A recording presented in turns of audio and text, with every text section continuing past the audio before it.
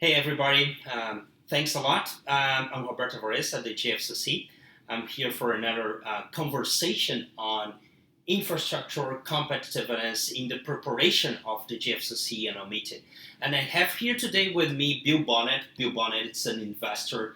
He has a long, let's say, career in Wall Street, was into venture capital, and today he's, let's say, the president of Whitecap Investments.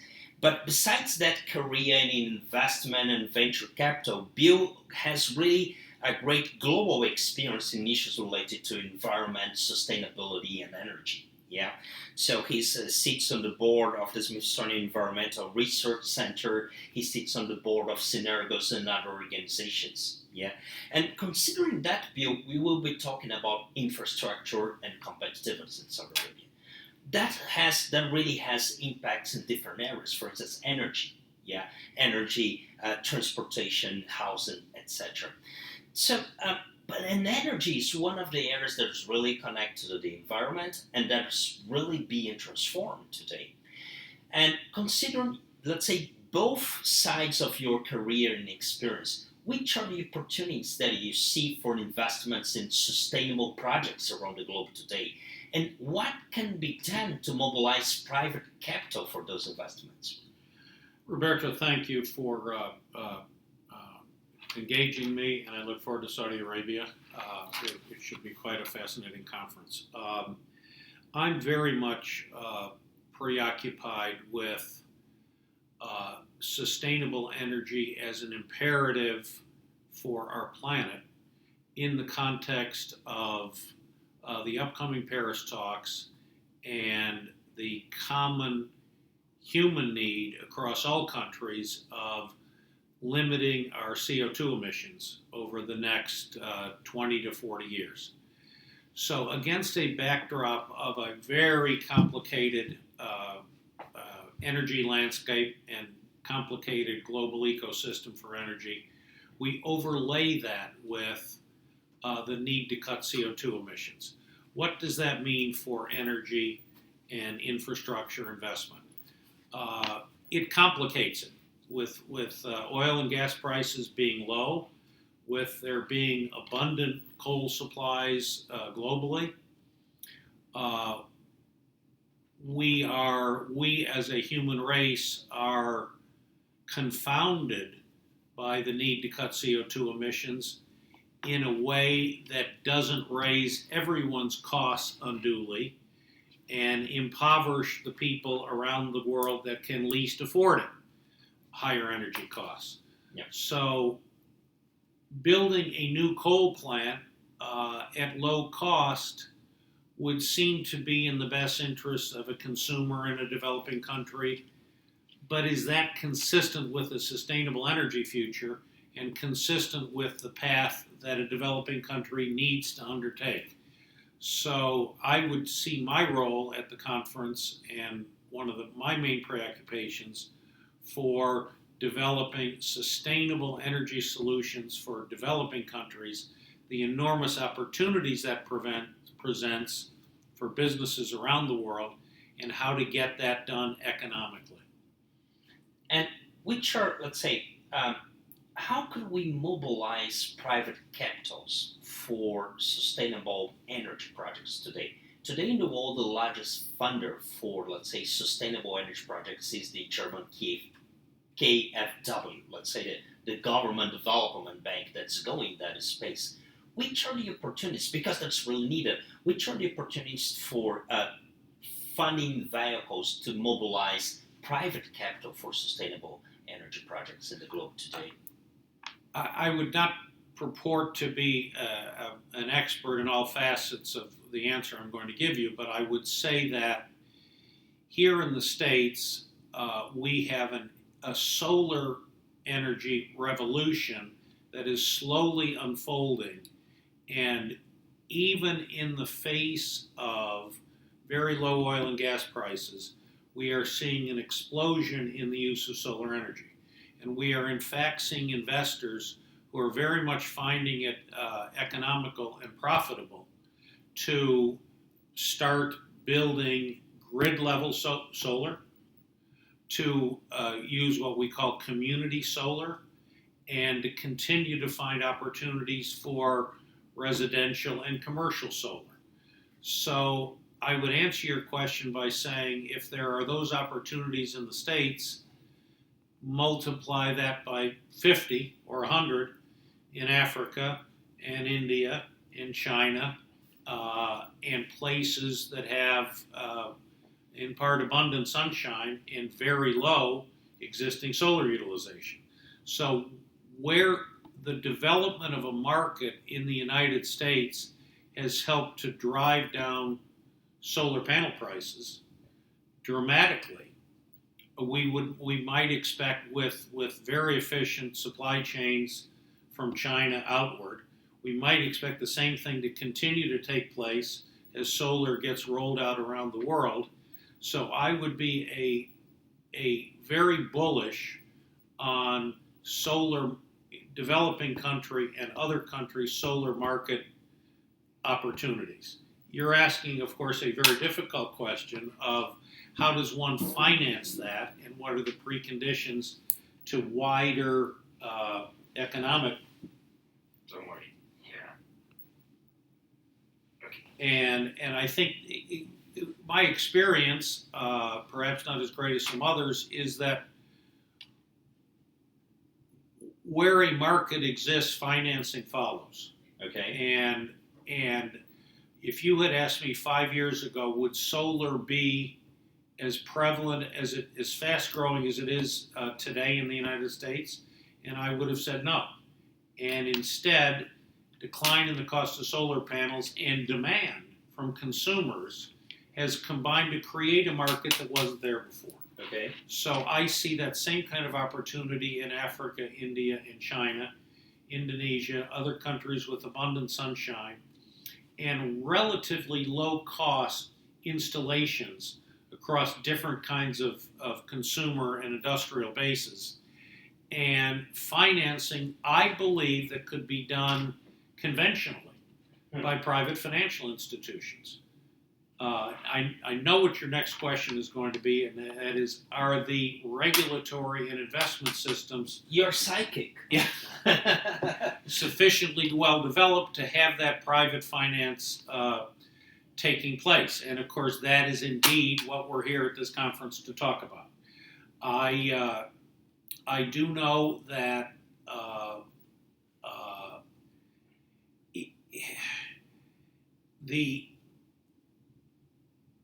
any investor in any market enterprise requires a playing field that will offer that investor a fair opportunity for a profit and an exit of his capital, ability to sell that investment at some point. I think it from my standpoint, an investment landscape in a developing country needs above all two things: a sense that their opportunity is going to perhaps be no greater, but certainly no lesser than another favored player would be. Yep. And number two, that they have an opportunity to exit that investment under reasonable conditions and a time frame to another buyer.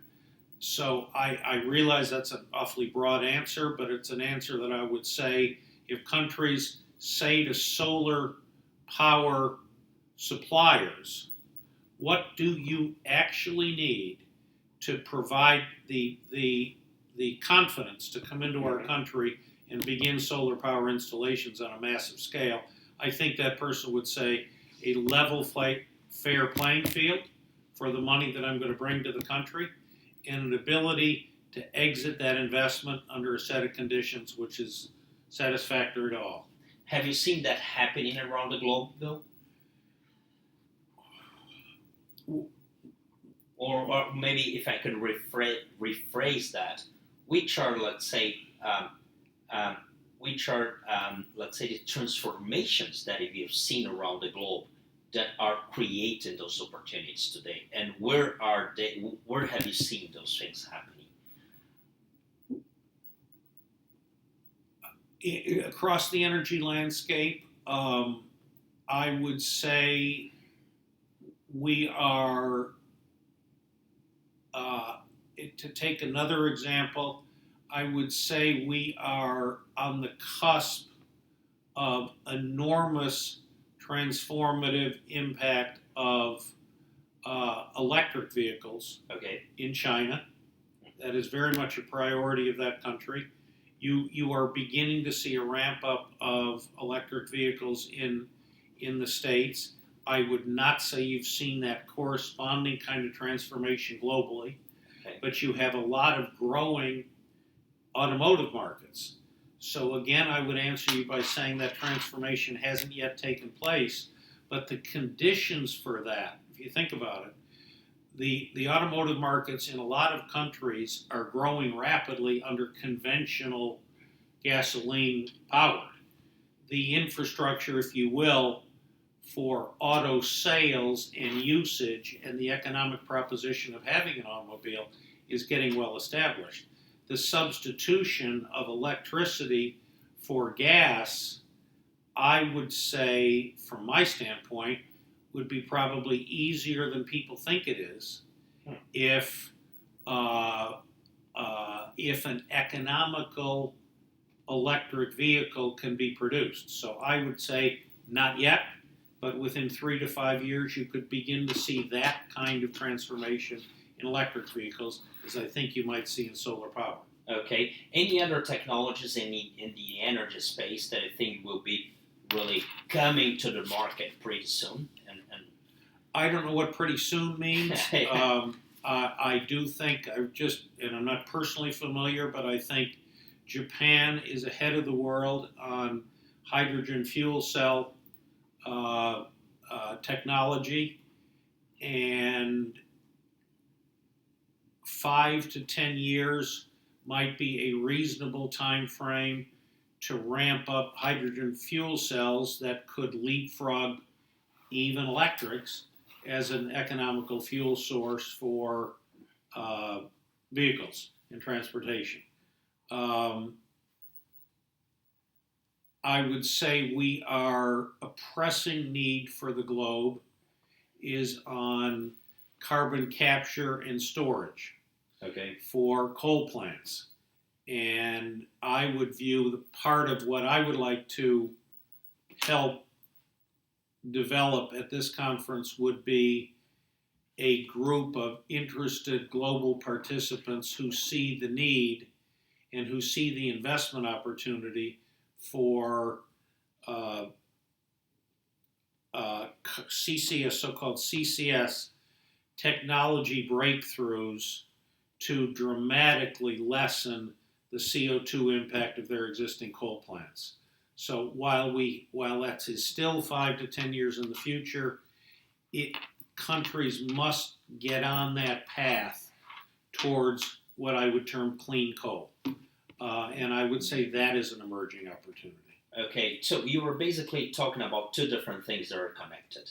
You're talking about the development of energy markets themselves, like deploying solar, and at the same time, the development and investment in the technologies that will be needed for those markets to be created and developed. Yeah, that's right. And this is a I hope, and not a overly hopeful perspective, but I see the world ready to embrace sustainability to a degree that will drive investment. It is being driven in the States and in China by very compelling public opinion. Let's just take public opinion in China, in part, is driving the investment in sustainable energy in a way that one might not have guessed 5 to 10 years ago. That is public demand for cleaner vehicles, for cleaner power plants, for more sustainable use of energy in China. I would see the same kind of public demand. This isn't a Detroit-led revolution. This is an innovation revolution on new sources of energy, which is taking place in the States. You see that kind of development in Brazil. It's had some bumps in the road, but you see a societal desire for sustainable use of biofuels in the entire world's energy mix. So that imperative would seem to be creating markets that will then provide the opportunity for investment. So I'm very much a bottom-up person of saying the world's citizens are understanding the need to prod existing capitalist institutions to provide people with the sustainable energy solutions that they're demanding. And that will create new industries, new business opportunities, and a better world. And a better world. Okay. Bill, thank you so much. See you in Saudi Arabia. Thank you very much, Roberto. Yeah, thanks for watching.